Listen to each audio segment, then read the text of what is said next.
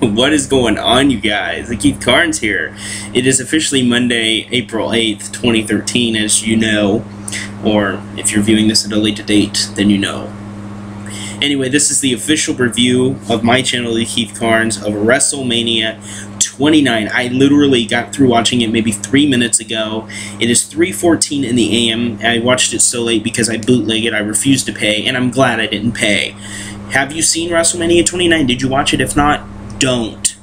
Don't do it! Don't waste 4 hours of your life. Before I give my official review, as you guys kind of see where this is going, I'll explain the reasons for my kind of negative review of WrestleMania. So let's get it started. WrestleMania 29 was live April 7, 2013, last night, but depending on when you watched it, who knows how long ago, from MetLife Stadium in New Jersey, baby.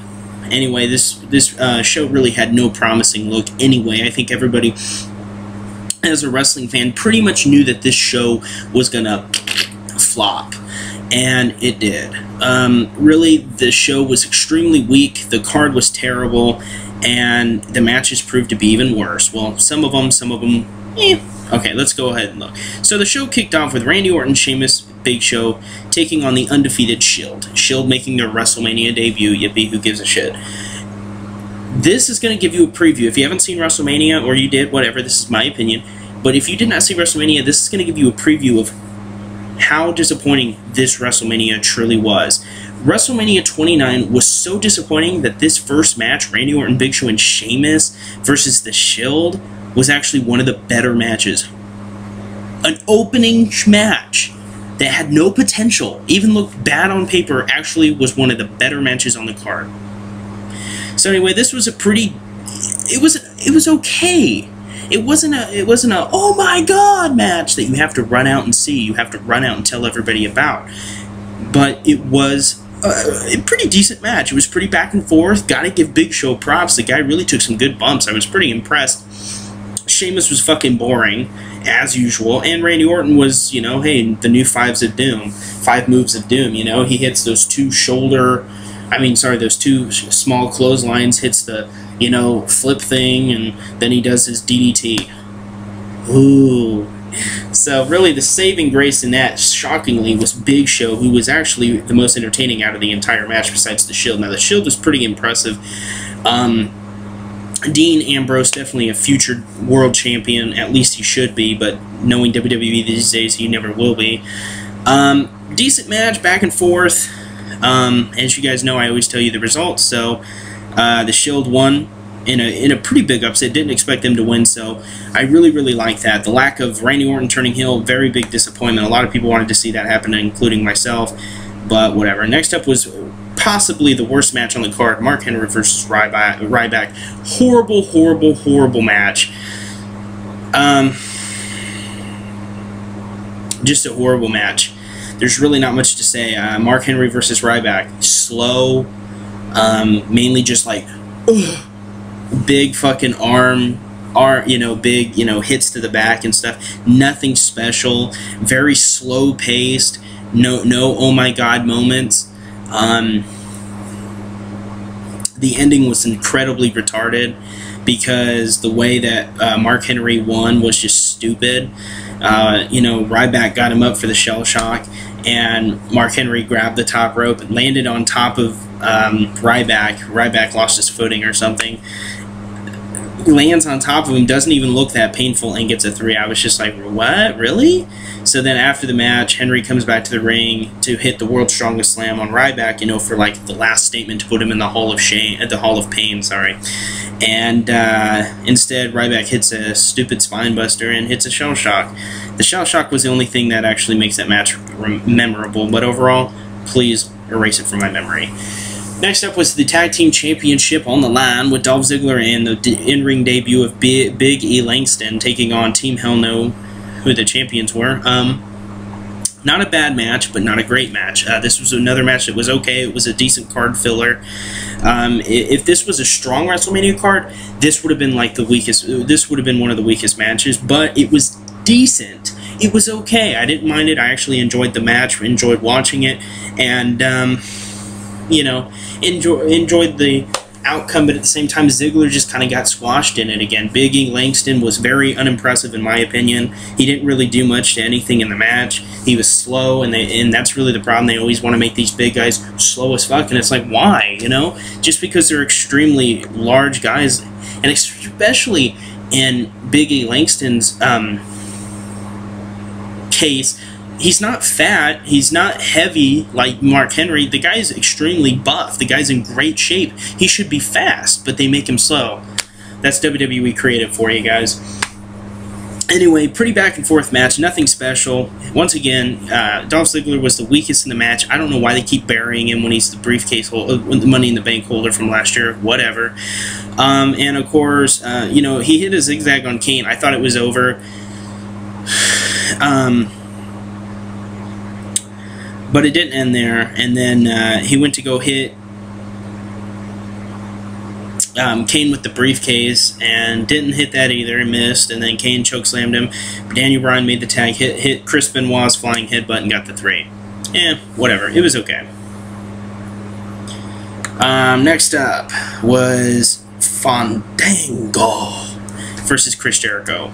Pretty decent match. I actually enjoyed this one, but it was one of those matches that you liked, but you hated the ending, and the ending just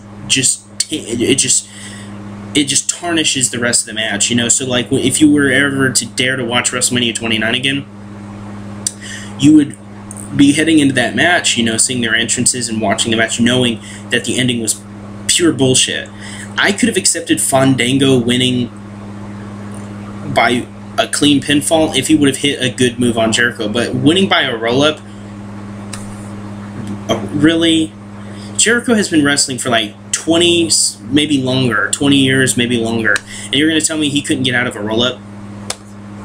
That's all I have to say about that match. Good match, terrible outcome. Next up was another horrible match. Jack Swagger challenging Del Rio for the World Heavyweight belt. Very boring. Very, very boring match. It was one of those matches that were so predictable. You knew what was going to happen next. You knew who was going to win.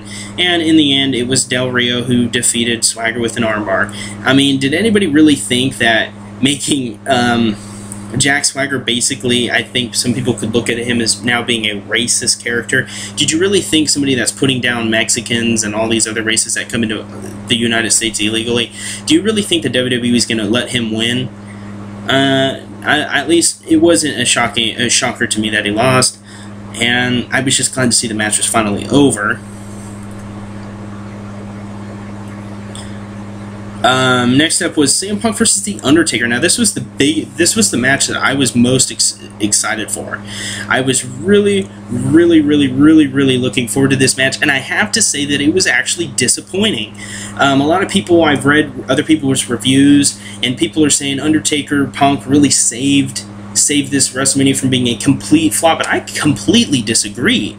And I may be out of a very select few people that agree with this point of view, but I honestly think that CM Punk and Undertaker really disappointed everybody in their match. I just think their match was very blasé, mediocre, nothing special, and the outcome, you know, I mean, I don't know, it's like when the Undertaker's streak is on the line, you expect, oh my god, moments to happen. You're like, oh my god, is Undertaker finally going to lose a streak? I never once doubted Undertaker winning.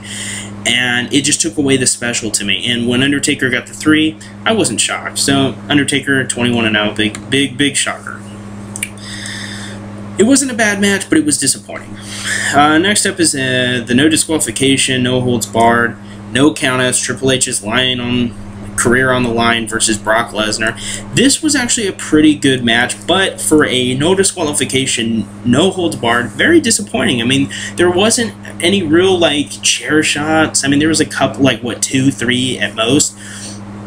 There wasn't any oh my god moments, and I'm just sitting back here, and I knew that this was like one of the last matches on, and I'm just like, how is this a no holds barred match? I mean, almost the whole match they're just wrestling. And the ending was interesting. They had,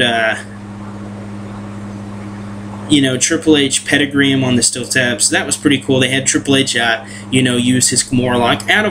Overall, I say that this Triple H versus Lesnar would probably have to be my favorite out of the show, simply because Lesnar, like when he threw Triple H through the fucking table at the announcer table, and he was just like fucking throwing Triple H around like a ragdoll on the outside of the ring. I didn't expect that, and that really saved that match for me. But overall, is it a memorable match? No. And predictable. You knew Triple H wasn't going to lose. Come on, like he's going to retire against Lesnar? No way. Next up was the most predictable and dumbest match that should have never happened, was John Cena taking on The Rock with the WWE strap on the line. No shocker here. I don't even really need to go into detail. John Cena wins. Ooh, I'm so shocked. I'm just like, when Cena got the 3, I'm just like, okay. I knew it was going to happen. I mean, this is how predictable this fucking match was. There was a guy, almost front row, in the audience that you could see during that match. Maybe you could see him earlier in the pay-per-view, but I don't know. But definitely in that match, he had a sign that read, "John Cena wins, LOL." Everybody knew Cena was going to win. This was WWE's opportunity to go out there and say, you know what, fuck you people that say we're predictable. And this was their chance to redeem themselves and be unpredictable again. And what did they do? Every match was predictable. Pretty much every match. Fandango versus Jericho, didn't expect Fandango to get the win, but it was a dumb fucking win. Unrealistic win. But this was the most predictable match. It was a good match, but when Cena got the 3, I mean, the audience was just so not into it. The audience booed the fuck out of Cena and Rock shaking hands and hugging. How do they go from their intense rivalry of like hating each other from just a mere 12 months ago to being like fucking buddies? It's like, what? I don't know what you're doing, WWE, but you're scaring the fuck out of me because you're starting to make me really dislike your product. We'll see what happens on Monday Night Raw later tonight, and hopefully something big happens. John Cena didn't turn bad. I was really hoping Cena would have took the belt and hit Rock in the head with it. That would have been a perfect time to set up a heel rock. I guarantee you, if he hit Cena, if Cena hit Rock over the head with that belt, I guarantee you those fans would fucking cheer the fuck out of Cena. But because he didn't, people booed him. People booed both of them out of the arena. People were like, fuck you, Cena, fuck you, Rock. You guys did exactly what we knew you were going to do. You didn't shock anybody, and you guys pretty much just played to Vince McMahon's tune. It's really unfortunate. From a 1 being worse to a 5 being excellent, this pay-per-view gets a solid 2. And the only reason it gets 2 is because of Triple H versus Lesnar and Undertaker Punk, even though Undertaker Punk was disappointing. I mean, do I recommend this pay-per-view by any means? Absolutely not. And I'll probably never buy it. I don't know why I would ever buy it. Horrible show. I hate to say it, but it was. It was a terrible, terrible pay-per-view. Stay away from it at all costs. This is Keith Carnes. Hope you enjoyed my review. Take care.